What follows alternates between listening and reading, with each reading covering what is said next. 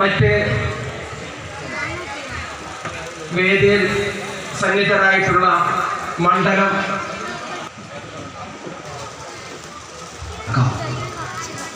മുസ്ലിം ലീഗിൻ്റെ വിവിധ മണ്ഡലങ്ങളെ പ്രതികരിക്കുന്ന MLA-മാർ, മണ്ഡലം ഭാരവാഹികൾ, മുനിസിപ്പൽ ഭാരവാഹികൾ, മറ്റ് ഇന്ത്യൻ നാഷണൽ കോൺഗ്രസിൻ്റെ ബഹുമാനപ്പെട്ട നേതാക്കന്മാരെ, സഹോദരി സഹോദരന്മാരെ, ഒരു ചരിത്ര മുഹൂർത്തത്തിന് സാക്ഷികളാവുകയാണ് അള്ളാഹുവിൻ്റെ അനുഗ്രഹത്താൽ നാം എല്ലാവരും. ഒരുപാട് ചരിത്ര മുഹൂർത്തങ്ങൾക്ക് സാക്ഷ്യം വഹിച്ച പാതാക്കര മേഖല മുസ്ലിം ലീഗ് കമ്മിറ്റി അതിൻ്റെ ഏറ്റവും മനോഹരമായ ഒരു മുഹൂർത്തത്തിലാണ് ഈ മഹത്തായ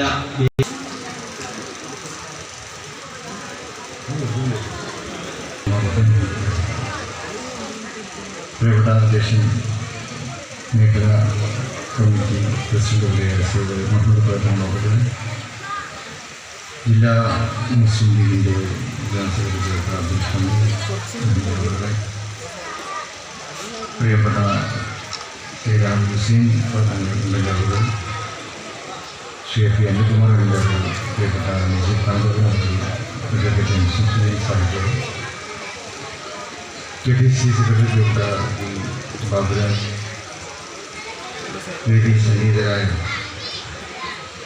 മുസ്ലിം ലീഗിൻ്റെയും പോഷക സംഘടനകളുടെയും അതുപോലെ UDF-ൻ്റെയും ഒക്കെ കരുത്തരായ നേതാക്കൾ, പ്രിയപ്പെട്ട ശ്രീ ഫാറൂഖ്, ശ്രീ ജലാൽ, ചേരുന്ന പ്രവർത്തനങ്ങൾ, മറ്റ് വിശിഷ്ടാഗ്രഹങ്ങൾ, പ്രിയപ്പെട്ട സഹോദരി സഹോദരന്മാർ, കോവിലകം പടി പാതാക്കരയിൽ നിർമ്മിക്കപ്പെട്ട മുസ്ലിം ലീഗ് ഓഫീസിൻ്റെ വളരെ ഉജ്ജ്വലമായ ഉദ്ഘാടനം ഏതാനും നിമിഷങ്ങൾക്ക് മുമ്പ് ഇവിടെ നടന്നു കഴിഞ്ഞു. ഉദ്ഘാടനത്തോടനുബന്ധിച്ച് 2-3 ദിവസങ്ങളിലായി നടന്നു വന്ന വിവിധ പരിപാടികൾ, അതിൻ്റെയൊക്കെ സമാപനത്തിൻ്റെ ഭാഗമായിട്ടാണ് ഇപ്പോൾ മഹാനായ കായികരംഗത്ത് ഇസ്മായിൽ സാഹിബിൻ്റെ സ്മാരകമായിട്ടാണ് ഈ ഓഫീസ് ഇവിടെ നിർമ്മിക്കപ്പെട്ടത് എന്ന് മനസ്സിലാക്കാൻ സാധിച്ചു. കായികരംഗത്തിൻ്റെ ആ ഒരു നാമധേയത്തോട് തികച്ചും നീതി പുലർത്തുന്ന തരത്തിൽ തന്നെ വിപുലമായ ഒരു ഓഫീസ്, ആ ഓഫീസിൽ ഇന്ത്യയിലെ തന്നെ വിവിധ ഘടകങ്ങൾക്ക് ഓഫീസ് സജ്ജീകരിച്ചുകൊണ്ടുള്ള ഒരു നല്ല കേന്ദ്രമായി നമുക്ക് ഈ ഓഫീസിനെ പ്രയോജനപ്പെടുത്തുവാൻ സാധിക്കും. മുസ്ലിം ലീഗ് ഓഫീസുകളിലൊന്നും ജനസേവന കേന്ദ്രങ്ങൾ കൂടിയാണ്. മുസ്ലിം ലീഗിൻ്റെ രാഷ്ട്രീയമായിട്ടുള്ള കാര്യങ്ങൾക്ക് ഉള്ള നേതൃത്വം നൽകുന്നതോടൊപ്പം തന്നെ ജനകീയമായിട്ടുള്ള പ്രശ്നങ്ങളുടെ പരിഹാര കേന്ദ്രവും ആയിട്ടാണ് മുസ്ലിം ലീഗിൻ്റെ ഓഫീസുകൾ, സ്റ്റേറ്റ് ഓഫീസായാലും ജില്ലാ ഓഫീസുകളായാലും മണ്ഡലം ഓഫീസുകളായാലും അതുപോലെ തന്നെ മുനിസിപ്പൽ പഞ്ചായത്ത് തല ഓഫീസുകളായാലും ഇതുപോലെ മേഖലാ തല ഓഫീസുകളായാലും ഇതൊക്കെ ധർമ്മമുള്ളതാണ്. സാധാരണക്കാരനോട് ചേർന്ന് നിൽക്കുന്ന മഹത്തായ കേന്ദ്രങ്ങൾ തന്നെയാണ് നമ്മുടെ മുസ്ലിം ലീഗിൻ്റെ ഓഫീസ്. ഇവിടെ പെരുന്തൽമണ്ണ മുനിസിപ്പാലിറ്റിയിൽ മുസ്ലിം ലീഗിൻ്റെ അജയ്യത നിലനിൽക്കുന്ന വാർഡുകളും മേഖലകളുമാണ് ഈ ഓഫീസിൻ്റെ പരിധിയിൽ വരുന്നത്. തീർച്ചയായിട്ടും നമുക്ക് നമ്മുടെ പാർട്ടിയുടെ പ്രവർത്തനങ്ങൾ കൂടുതൽ സജീവമാക്കുന്നതിനും കേന്ദ്രീകരിക്കുന്നതിനും വിപുലപ്പെടുത്തുന്നതിനുമൊക്കെ തന്നെ മഹത്തായ നമ്മുടെ ഓഫീസിനെ പ്രയോജനപ്പെടുത്തുവാൻ സാധിക്കും. നേട്ടങ്ങളുടെയും വളർച്ചയുടെയും പാതയിലൂടെയാണ് ഇന്ത്യയിൽ മുസ്ലിം ലീഗ് മുന്നോട്ട് പോകുന്നത് എന്ന് നമുക്കറിയാം. ഇതിപ്പോൾ മഹാനായ കായികമണ്ഡലത്തിൻ്റെ നാമധേയത്തിൽ സ്ഥാപിക്കപ്പെട്ടത്, ഇതുപോലെ മഹാനായ കായികമണ്ഡലത്തിൻ്റെ നാമധേയത്തിൽ തന്നെ രാജ്യ തലസ്ഥാനത്ത് ഒരു ഓഫീസ് നിലവിൽ വന്നിരിക്കുകയാണ്. 25-ാം തീയതി അതിൻ്റെ ഉദ്ഘാടനം നമ്മൾ നിശ്ചയിച്ചതായിരുന്നു. ആയിരമില്ലെ തന്നെ സെൻറ്റർ എന്ന പേരിൽ, ആയിരമില്ലെ സെൻറ്റർ എന്ന പേരിലാണ് QMC. നാടിൻ്റെ നാനാഭാഗങ്ങളിൽ, ലോകത്തിൻ്റെ നാനാഭാഗങ്ങളിലുമുള്ള മുസ്ലിം ലീഗിൻ്റെ പ്രവർത്തകന്മാർ, മുസ്ലിം ലീഗിൻ്റെ അനുഭാവികൾ, മുസ്ലിം ലീഗിനെ ഇഷ്ടം വെക്കുന്നവർ, അതുപോലെ തന്നെ നമ്മുടെ മറ്റ് സഹകക്ഷികളുടെ പ്രവർത്തകന്മാർ, നാനാജാതി മതത്തിൽപ്പെട്ടവർ, അവരുടെയൊക്കെ സഹായ സഹകരണങ്ങൾ നമുക്ക് ആയിരമില്ല സെൻറ്ററിൻ്റെ നിർമ്മാണത്തിന് വേണ്ടി പ്രയോജനപ്പെടുത്തുവാൻ സാധിക്കും.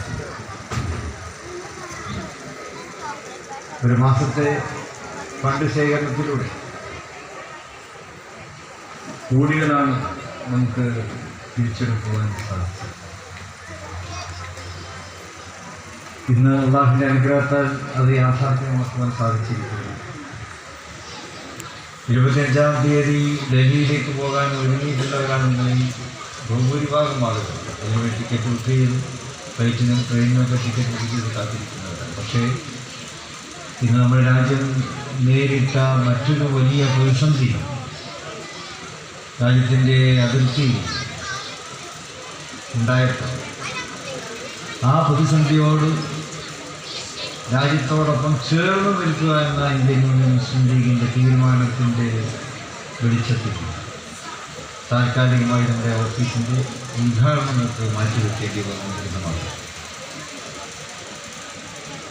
ബഹുസ്വരതയെ ശക്തിപ്പെടുത്തുക എന്നുള്ളത് തന്നെയാണ് മുസ്ലിം ലീഗിൻ്റെ പ്രഥമവും പ്രധാനവുമായിട്ടുള്ളത്. നമ്മുടെ ഭരണഘടന തന്നെ അത് പറയുന്നത്. മുസ്ലിം ന്യൂനപക്ഷത്തിൻ്റെ നേട്ടങ്ങൾക്ക് വേണ്ടി പ്രവർത്തിക്കുക എന്നതും അതിന് തൊട്ട് താഴെയായിട്ട് രാജ്യത്തിൻ്റെ ഐക്യവും അഖണ്ഡതയും കാത്തു സൂക്ഷിക്കുവാൻ വേണ്ടി പ്രവർത്തിക്കുക എന്നുള്ളതും അതിൻ്റെയും താഴെ പറയുന്നത് സാമുദായിക സൗഹാർദ്ദത്തിന് വേണ്ടി പ്രവർത്തിക്കുക എന്നതും. ഈ മൂന്ന് ഇന്ത്യയിലെ ഭരണഘടനാപരമായിട്ടുള്ള മാർഗദർശനങ്ങൾ അത് സ്വീകരിച്ചുകൊണ്ടാണ്, ഉൾക്കൊണ്ടുകൊണ്ടാണ് മഹത്തായ ഈ പ്രസ്ഥാനം എന്നും മുന്നോട്ട് പോയിക്കൊണ്ടിരിക്കുന്നത്.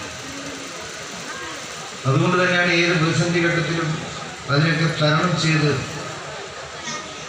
അതിജീവിക്കുവാൻ, പ്രതിസന്ധികളെ അതിജീവിക്കുവാനും നമുക്ക് സാധിച്ചു. ഇന്ന് രാജ്യം നേരിടുന്ന കടുത്ത വെല്ലുവിളി ഭീകരവാദത്തിൻ്റെയും തീവ്രവാദത്തിൻ്റെയും അതുപോലെ തന്നെ അകൽച്ചയുടെ രാഷ്ട്രീയത്തിൻ്റെയും പേരിൽ നടക്കുന്ന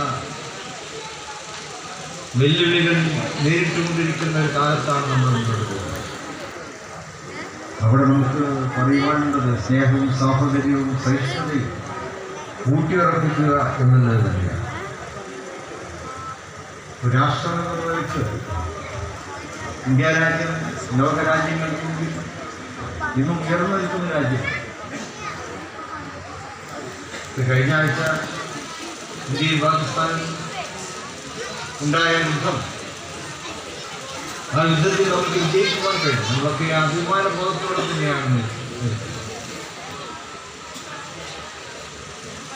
ആ വിജയത്തിൻ്റെ സന്ദേശം ഇതര ലോകരാജ്യങ്ങളിൽ എത്തിക്കുന്നതിനും പ്രത്യേക സന്ദേശവാഹകരെ രാജ്യം നിയോഗിക്കുകയാണ്. അതിൽ കേരളത്തിൽ നിന്നുള്ള നേതാക്കൾ ശശി തരൂർ, ET മുഹമ്മദ് ബഷീർ സാഹിബുണ്ട്, ജോൺ കുട്ടാസുണ്ട്, മറ്റ് ചില കേരളത്തിൽപ്പെട്ട ദേശീയ നേതാക്കളൊക്കെ. ഇവരുടെയൊക്കെ ദൗത്യങ്ങളുടെ നമ്മുടെ രാജ്യം ഉയർത്തിപ്പിടിക്കുന്ന സ്നേഹവും സാഹോദര്യവും സഹിഷ്ണുതയും സൗഹൃദവും ഭീകരവാദത്തോടും തീവ്രവാദത്തോടും സന്ധിയില്ലാ സമരം നടത്തുന്ന നമ്മുടെ പാരമ്പര്യത്തെയും കുറിച്ച് മറ്റു രാജ്യങ്ങളെ ബോധ്യപ്പെടുത്തുന്നതിന് വേണ്ടി ഇന്ത്യൻ യൂണിയൻ മുസ്ലിം ലീഗിൻ്റെ ഓർഗനൈസിംഗ് സെക്രട്ടറി പ്രിയപ്പെട്ട ET മുഹമ്മദ് ബഷീർ സാഹിബിനെയും ആ ദൗത്യസംഘത്തിൽ കേന്ദ്ര ഗവൺമെൻറ് ഉൾപ്പെടുത്തി. ശ്രീ സാഹിബിനെ പോലെയുള്ള നമ്മുടെ MP-മാർ, ശ്രീ സാഹിബായ അബ്ദുൽ സംഘാനി സാഹിബായ, അതുപോലെ രാജ്യസഭയിൽ അബ്ദുൽ വഹാബ് സാഹിബായ, ഹാരിസ് മീരാനായ, ലോക്സഭയിൽ ഖനി ആയാലും അവരെല്ലാവരും എപ്പോഴും വർഗീയതക്കെതിരെ ശബ്ദം ഉയർത്തുന്നവരാണ്. വർഗീയതയും തീവ്രവാദവും ഇന്ത്യക്ക് ചേർന്നതല്ല എന്ന് സ്വോദാഹരണം അവർക്ക് പാർലമെൻറ്റിൽ വെളിപ്പെടുത്തുവാൻ സാധിച്ചു. എന്നതുപോലെ തന്നെ നമ്മുടെ ഇന്ത്യയുടെ ഭരണഘടനാ ശില്പികൾ കൂടിയാണ്. ഈ ഓഫീസിൻ്റെ നാമധേയം മഹാനായ കായികത്തിൽ സ്മരിച്ച അദ്ദേഹത്തിൻ്റെ നാമധേയത്തിൽ ഗവൺമെൻറ് ഓഫീസ്. എന്നാൽ കായികത്തിൽ ഇന്ത്യൻ ഭരണഘടന രൂപപ്പെടുത്തി എടുക്കുന്നതിൽ ബഹുമുഖമായിട്ടുള്ള സ്വാധീനം ചെലുത്തിയിട്ടുള്ള വ്യക്തിത്വം. അദ്ദേഹത്തിൻ്റെ പ്രത്യേകമായിട്ടുള്ള മാർഗനിർദ്ദേശങ്ങൾ അന്നത്തെ ഭരണഘടനാ ശില്പികൾ അംഗീകരിക്കുകയും അത് ഭരണഘടനയിൽ എഴുതിച്ചേർക്കുകയും ഉണ്ടായിരുന്നു. ആ കായികത്തിൻ്റെ പാർട്ടിക്കാർക്ക് ഇന്ത്യൻ ഭരണഘടനയെ സംരക്ഷിക്കേണ്ട ചുമതലയുമുണ്ട് എന്ന് ഈ അവസരത്തിൽ നമ്മൾ അഭിമാനത്തോടെ ഓർമ്മിക്കുകയാണ്. ഇത് പറയാൻ കാരണം ഇന്ന് രാജ്യത്ത് ഭരണഘടനയ്ക്ക് വില കൽപ്പിക്കാത്ത ഒരു സംസ്കാരത്തെ ചിലരൊക്കെ വളർത്തുവാൻ ശ്രമിക്കുന്നുണ്ട് എന്നുള്ളതുകൊണ്ടാണ്. പാർലമെൻറ്റിനകത്തും പാർലമെൻറ്റിന് പുറത്തും അവർ അത്തരത്തിലുള്ള രീതിയിലുള്ള പ്രചാരണങ്ങൾ നടത്തിക്കൊണ്ടിരിക്കുന്നു. ഇന്ത്യൻ ഭരണഘടന മുന്നോട്ട് വെക്കുന്ന സർവമത സാഹോദര്യം എല്ലാ മതവിഭാഗങ്ങൾക്കും അവരവരുടെ വിശ്വാസാചാരങ്ങൾക്കനുസരിച്ച് ജീവിക്കുവാനും പ്രവർത്തിക്കുവാനും അത് പ്രചരിപ്പിക്കുവാനുമുള്ള ഭരണഘടന നൽകുന്ന അവകാശങ്ങൾ, ആ അവകാശങ്ങളൊക്കെ ഇല്ലായ്മ ചെയ്യുന്നതിന് വേണ്ടിയുള്ള പ്രവർത്തനവും രാജ്യത്ത് നടന്നുകൊണ്ടിരിക്കുന്നു. ഭരണകൂടത്തിൻ്റെ തണലിൽ ഭരണകൂടത്തിൻ്റെ അധികാരം ഉപയോഗപ്പെടുത്തിക്കൊണ്ട് പാർലമെന്റിനകത്തും പുറത്തും അത്തരം ശ്രമങ്ങൾ ഇവിടെ നടക്കുകയാണ്. പക്ഷേ ഇന്ത്യൻ ജനത ഒറ്റക്കെട്ടായി അതിനെ എതിർക്കുവാനും സന്നദ്ധരായിട്ടുണ്ട് എന്നതും നമുക്ക് ആശ്വാസം പകരുന്ന കാര്യമാണ്. 2024 ലോക്സഭാ തെരഞ്ഞെടുപ്പ് ഭരണഘടനാ വിരുദ്ധരും ഭരണഘടനയുടെ സംരക്ഷകരും തമ്മിലുള്ള പോരാട്ടമായിരുന്നു ഇക്കഴിഞ്ഞ ലോക്സഭാ തെരഞ്ഞെടുപ്പ്. നിങ്ങളുടെ ഏറ്റവും ദോഷസായി ഒന്നിച്ച ഭൂരിപക്ഷത്തോടെ വിജയിപ്പിച്ച തെരഞ്ഞെടുപ്പ്, പൊന്നാനിയിൽ അബ്ദുൽ സംഘാനിയെ ഒന്നിച്ച ഭൂരിപക്ഷത്തോടെ വിജയിപ്പിച്ച തെരഞ്ഞെടുപ്പ്, അത് രാജ്യത്ത് വിലയിരുത്തുമ്പോൾ 400 സീറ്റ് പ്രതീക്ഷിച്ചിരുന്ന BJPക്ക് കേവലം 200 ചില്ലാം സീറ്റുകളിൽ ഒതുങ്ങേണ്ടി വന്നു. BJP പ്രതീക്ഷിച്ചതുപോലെ 400ഓളം സീറ്റുകളിൽ അവർ വിജയിക്കുവാൻ സാധിച്ചിരുന്നെങ്കിൽ നമ്മുടെ മുസ്ലിം ലീഗിന് ഉണ്ടാകുന്നു എന്ന് നമുക്ക് സംശയം. കാരണം അവർ ഏകസിവിൽ കോഡിലൂടെ കൊണ്ടുവരും, പൗരത്വ ബില്ലിവിടെ കൊണ്ടുവരും, ന്യൂനപക്ഷ വിരുദ്ധമായിട്ട് ഒരുപാട് ബില്ലുകൾ അവരോട് കൊണ്ടുവന്ന് പാസ്സാക്കിയിട്ടുണ്ടാവും. ഭരണഘടന തന്നെ മാറ്റി എഴുതി പുതിയ ഭരണഘടനയ്ക്ക് രൂപം കൊടുത്തിട്ടുണ്ടാവും.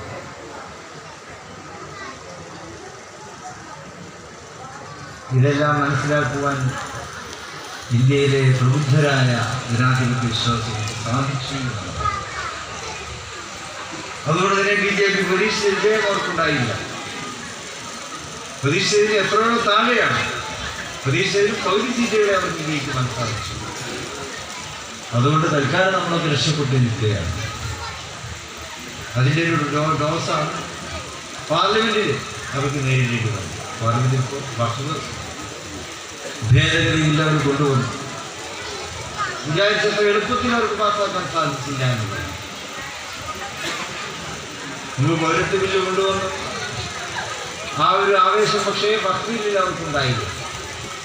കാരണം വഖഫ് ബില്ല് അവതരിപ്പിച്ചപ്പോൾ രാജ്യത്തെ ജനാധിപത്യ മതേതര കക്ഷികളെല്ലാം സടകുടഞ്ഞെഴുന്നേറ്റു എന്നുള്ളതാണ്. ഭരണഘടനാവിരുദ്ധമായ നിയമമായിരുന്നു. വഖഫ് പോലെയുള്ള വളരെ ആഴത്തിലിറങ്ങി പഠിച്ച് തയ്യാറാക്കേണ്ട ബില്ല്, വഖഫ് നിയമങ്ങൾ അത്രമാത്രം അഗാധമാണ്.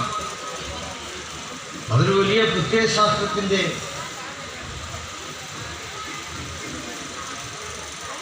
ആശയങ്ങൾക്കനുസൃതമായി രൂപം കൊടുക്കേണ്ടതാണ്. ലോകത്ത് 100 കോടിയിലേറെ ജനങ്ങൾ വിശ്വസിക്കുന്ന ഒരു പ്രത്യയശാസ്ത്രം. ആ പ്രത്യയശാസ്ത്രത്തിൻ്റെ പരിശുദ്ധ ഖുർആൻ അതിൻ്റെ മൂല തത്വമാണ്. എന്നാൽ പറഞ്ഞ വിശുദ്ധ പ്രവാചകൻ മുഹമ്മദ് സ്വല്ലല്ലാഹു അലൈഹി വസല്ലമയുടെ ദർശനങ്ങളും ജീവിത ചര്യകളും ഇതെല്ലാം മുൻനിർത്തി ജീവിക്കുന്ന 100 കോടി ജനങ്ങൾ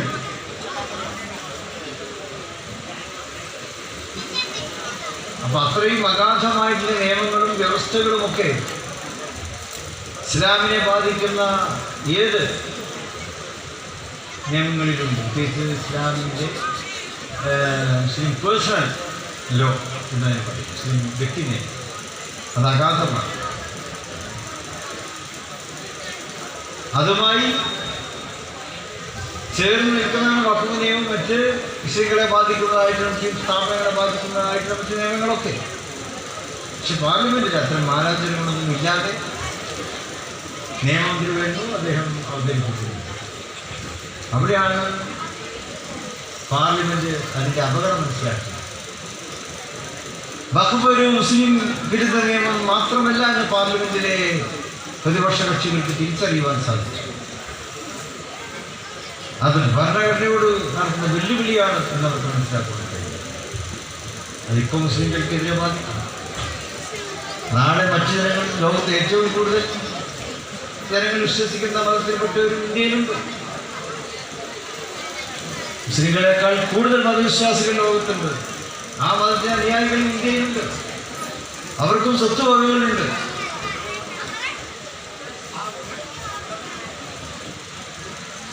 അവയെയും ബാധിക്കാവുന്ന നിയമങ്ങൾ പാർലമെന്റിലെ ഗവൺമെന്റ് കൊണ്ടുവന്നേക്കും.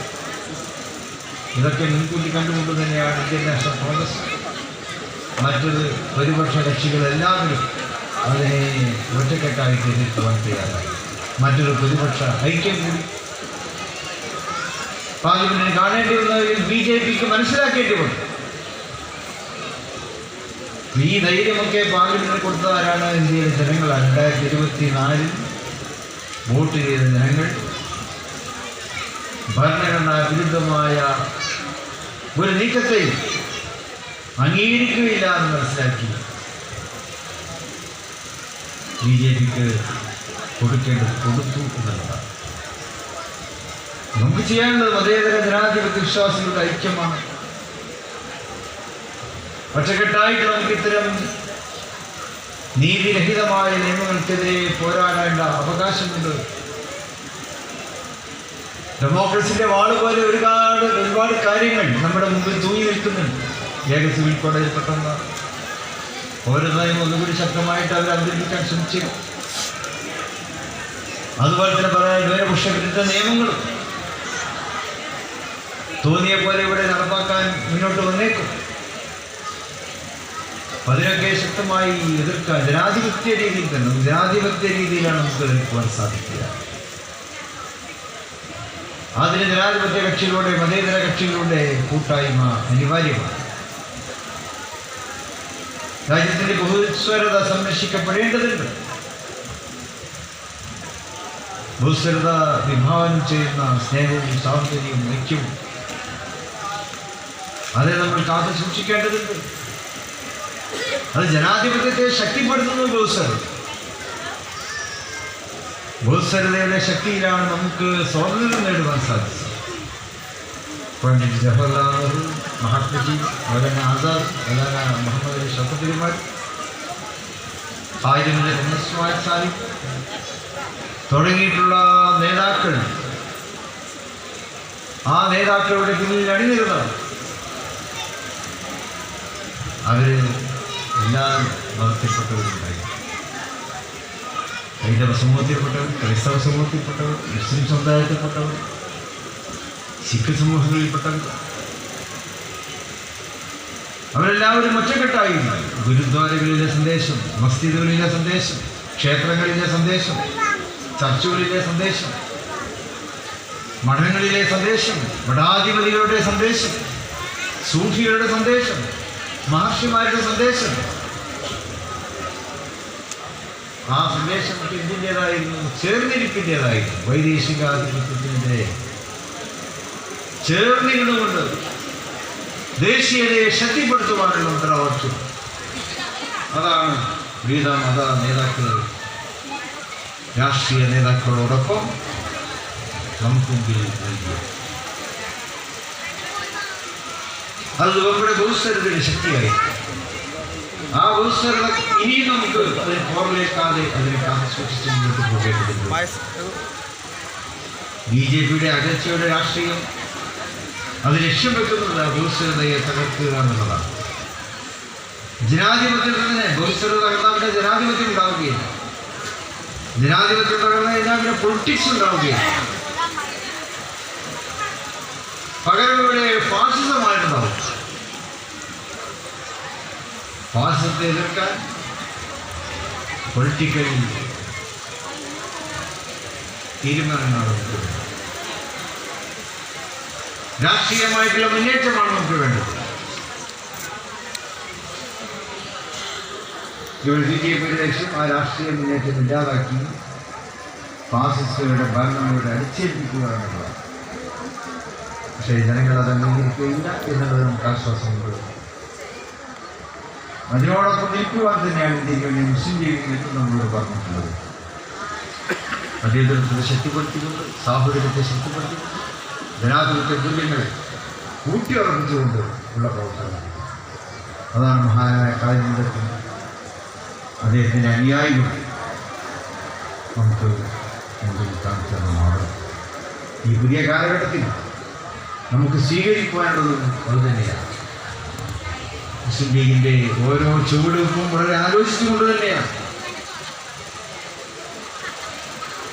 രാജ്യസ്നേഹത്തിൻ്റെ നിലപാടുകൾ നമ്മളത് വീണ്ടും വീണ്ടും ഊട്ടിയുറപ്പിച്ചുകൊണ്ടിരിക്കും. ഭരണഘടനാ സംരക്ഷണത്തിൻ്റെതായിട്ടുള്ള പോരാട്ടങ്ങൾ നമ്മളത് നിരന്തരമായി നടത്തിക്കൊണ്ടിരിക്കുന്നു. ബഹുസ്വരതയെ ശക്തിപ്പെടുന്ന കാര്യങ്ങൾ, ഇന്ത്യയുടെ വൈവിധ്യങ്ങളെ അംഗീകരിക്കുക എന്നുള്ളൂ. നമ്മൾ ആ വൈവിധ്യങ്ങളെ ബഹുമാനിക്കുന്നു. എല്ലാ മതങ്ങളെയും നമ്മൾ അംഗീകരിക്കണം. സാഹോദര്യ ബോധത്തോടെ നമ്മളിവിടെ എല്ലാവരെയും ചേർത്ത് നിർത്തി പ്രവർത്തിക്കുന്നു. ന്യൂനപക്ഷങ്ങൾ അവരുടെ നേട്ടങ്ങൾ, ആ നേട്ടങ്ങൾക്ക് എല്ലാ സമൂഹങ്ങളുടെയും പിന്തുണ അനിവാര്യമാണ്. പ്രത്യേകിച്ച് വൈവിധ്യങ്ങൾ നിലനിൽക്കുന്ന രാജ്യത്ത് ഏറ്റുമുട്ടലുകളിലൂടെ എല്ലാം നമുക്ക് അവകാശം സംരക്ഷിക്കുവാൻ സാധിക്കും. ഇവിടെ നമ്മുടെ പ്രിയപ്പെട്ട ജനപ്രതിനിധി സഭകളിൽ പ്രവർത്തിക്കുന്നവരും അവിടെ ശ്രദ്ധിക്കുന്നുണ്ട്. അവിടെ മലപ്പുറം ജില്ല അടക്കമുള്ള പിന്നോക്ക പ്രദേശങ്ങൾ വിദ്യാഭ്യാസപരമായി പിന്നോക്കം നിന്ന കാലമുണ്ടായിരുന്നു, വികസനപരമായി പിന്നോക്കം നിന്ന കാലമുണ്ടായിരുന്നു. എന്നാൽ ഇന്ന് അതിനൊക്കെ നമുക്ക് അതിജീവിച്ചുകൊണ്ട് മുന്നേറുവാൻ കഴിഞ്ഞിട്ടുണ്ട്. വിദ്യാഭ്യാസത്തിൽ വലിയ നേട്ടങ്ങളിലെത്തുവാൻ നമുക്ക് കഴിഞ്ഞു. വികസനപരമായി വലിയ നേട്ടങ്ങളിലെത്തുവാൻ നമുക്ക് കഴിഞ്ഞു. അത് ജനപ്രതിനിധി സഭകളിൽ, നിയമനിർമ്മാണ സഭകളിൽ ശബ്ദം കേൾക്കുക. ആ ശബ്ദം കേൾക്കുമ്പോൾ അവരാരെയും വെറുപ്പിച്ചിട്ടില്ല. എല്ലാവരെയും അംഗീകരിച്ചുകൊണ്ട് തന്നെയാണ് അവർ ശബ്ദം ഉയർത്തുമ്പോൾ അത് കവർന്നെടുക്കാനാണ് എന്ന് മറ്റാരും പറഞ്ഞിട്ടുമില്ല, പറയുകയുമില്ല. അവരുടെയൊക്കെ മുൻഗാമി മഹാനായ സാഹിബ് വിദ്യാഭ്യാസമായി നമ്മുടെ നാടിനെ, നമ്മുടെ സമൂഹത്തെ, നമ്മുടെ സമുദായത്തെ പുരോഗതിയിലേക്ക് വഴി കാണിച്ചു നിർത്തിട്ടുണ്ട്. അദ്ദേഹം തന്നെ പറയാറുണ്ട്, ആരുടെയും അവകാശങ്ങളെ കൈയിട്ട് വാരിക്കൊണ്ടല്ല എൻ്റെ സമുദായത്തിന് വേണ്ടി ഞാൻ അവരുടെ അവകാശങ്ങൾ നേടിക്കൊടുക്കുമെന്ന് അദ്ദേഹം പറയുന്നു. മറിച്ചെല്ലാവരെയും അംഗീകരിച്ചുകൊണ്ട് എല്ലാവരുടെയും സ്വീകാര്യത നേടിക്കൊണ്ട് തന്നെയാണ് നമുക്ക് ഇന്ന് കാണുന്ന വലിയ നേട്ടങ്ങളിലേക്ക് എത്തുവാൻ കഴിയും. അത് മുസ്ലിം ലീഗ് മുന്നോട്ട് വെക്കുന്ന സൗഹൃദത്തിൻ്റെ രാഷ്ട്രീയമാണ്, ഏറ്റുമുട്ടലിൻ്റെ രാഷ്ട്രീയമല്ല, വിഭാഗീയതയുടെ രാഷ്ട്രീയമല്ല, അകൽച്ചയുടെ രാഷ്ട്രീയമല്ല. എല്ലാ സമൂഹങ്ങളുമായി സൗഹൃദം പങ്കുവെച്ചുകൊണ്ടുള്ള രാഷ്ട്രീയം, സ്നേഹത്തിൻ്റെ രാഷ്ട്രീയം. അതാണ് നമ്മൾ തെരുവുകളിലൂടെ നമുക്ക് കാഴ്ചവെക്കുവാൻ കഴിയുന്നത്. ഇവിടെ ചോരക്കളം ഉണ്ടാക്കിക്കൊണ്ടുള്ള രാഷ്ട്രീയ നേട്ടം ഒരിക്കലും ഇന്ത്യൻ യൂണിയൻ മുസ്ലിം ലീഗ് അതിനു വേണ്ടി തയ്യാറായിട്ടില്ല. മറിച്ച് എവിടെയെങ്കിലും എന്തെങ്കിലും പ്രശ്നങ്ങളുണ്ടാകുമ്പോൾ അവിടെ ഓടിയെത്തി സമാധാനം ഉണ്ടാക്കാൻ. ഇവിടെ അങ്ങാടിപ്പുറം വളരെ അടുത്താണല്ലോ. അങ്ങാടിപ്പുറത്തിൻ്റെ ചരിത്രം ഇന്ത്യൻ യൂണിയൻ മുസ്ലിം ലീഗിൻ്റെ സാഹോദര്യത്തിൻ്റെ ചരിത്രമാണ്. സ്നേഹത്തിൻ്റെ, സാമുദായിക സൗഹാർദ്ദത്തിൻ്റെ, ഭൂസ്വരതയുടെ വീക്ഷണങ്ങളെ ഉൾക്കൊള്ളുന്നതിൻ്റെ ചരിത്രമാണ് അങ്ങാടിപ്പുറം നമുക്ക് നൽകുന്നത്. ആ ചരിത്രത്തിൻ്റെ നായകന്മാർ ഇന്ത്യൻ യൂണിയൻ മുസ്ലിം ലീഗിൻ്റെ നായകന്മാരാണ് എന്നുള്ളതും നമുക്ക് അഭിമാനം പകരുന്ന കാര്യമാണ്. ഇത് തന്നെയാണ് നമുക്ക് എല്ലായിടത്തും പറയുവാനുള്ളത്, എല്ലായിടത്തും കാഴ്ചവെക്കുവാനുള്ളത്. യുദ്ധം കഴിഞ്ഞു.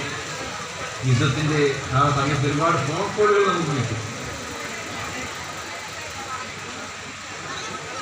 അതിർത്തികളിൽ നിന്നാണ്, ജലന്ധറിൽ നിന്ന്, അമൃത്സറിൽ നിന്ന്, ഗുർഗാവിൽ നിന്ന് പാകിസ്ഥാനുമായി അതിർത്തി പങ്കിടുന്ന പ്രദേശം. കാശ്മീരിൽ വേറെ തന്നെ.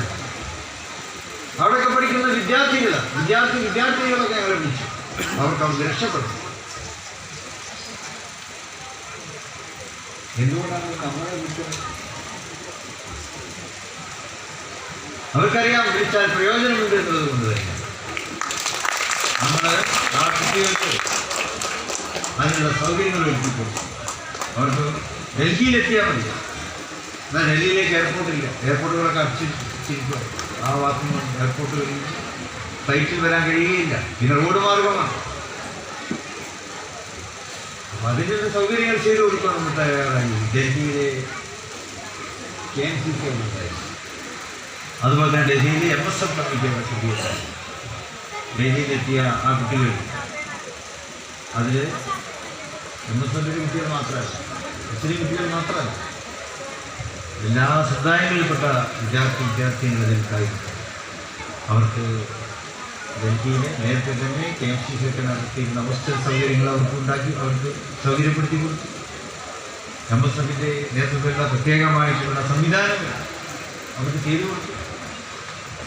അവരെ നാട്ടിലെത്തിക്കാനുള്ള സംവിധാനങ്ങൾ ഏത് എയർപോർട്ടാണോ തുറന്നിട്ടുള്ളത് ആ എയർപോർട്ടിലേക്ക് അവർ എത്തിച്ചു കൊടുക്കുവാനുള്ള സഹായങ്ങൾ ഇതൊക്കെ ചെയ്തു കൊടുക്കുവാൻ മുസ്ലിം ലീഗിനും അതിൻ്റെ ഘടകകക്ഷികൾക്ക് സാധിച്ചു എന്നുള്ളത് അഭിമാനത്തോടെ തന്നെ പങ്കുവെക്കുക. ഏത് സന്നിഗ്ധ ഘട്ടത്തിലും പ്രതിസന്ധി ഘട്ടത്തിലും വിളിക്കേണ്ടത് ആരെയാണ് എന്ന രാജ്യത്തിന് തിരിച്ചറിഞ്ഞു കഴിഞ്ഞിരിക്കുന്നു. വിളിച്ചാൽ മറുപടി കിട്ടും എന്നും രാജ്യത്തിന് തിരിച്ചറിയാൻ സാധിച്ചിരിക്കുന്നു എന്നുള്ള ഏറ്റവും അഭിമാനകരമായ ഒരു കാലഘട്ടത്തിലൂടെയാണ് നമ്മൾ സഞ്ചരിച്ചുകൊണ്ടിരിക്കുന്നത്. അപ്പോൾ അതുകൊണ്ട് ആ സഞ്ചാരം നമുക്ക് ഇനിയും തുടരാം. ആത്മാർത്ഥതയോടെ, ഇഖ്ലാസോടെ, നമ്മുടെ ദീനിയായിട്ടുള്ള ഭാഷയിൽ പറഞ്ഞ് ഇഖ്ലാസോടുകൂടി ആ പ്രയാണം ഇനിയും തുടരാൻ റബ്ബ് നമ്മെ അനുഗ്രഹിക്കുമാറാകട്ടെ. അതിനോട് ഈ പരിപാടിയുടെ ഔപചാരികമായ ഉദ്ഘാടനം ശ്രീരാജ് ബഹ്മാൻ നിർവഹിക്കുന്നു. വാക്കുകൾ അലഹംദുലില്ലാഹി. അസ്സലാമു അലൈക്കും.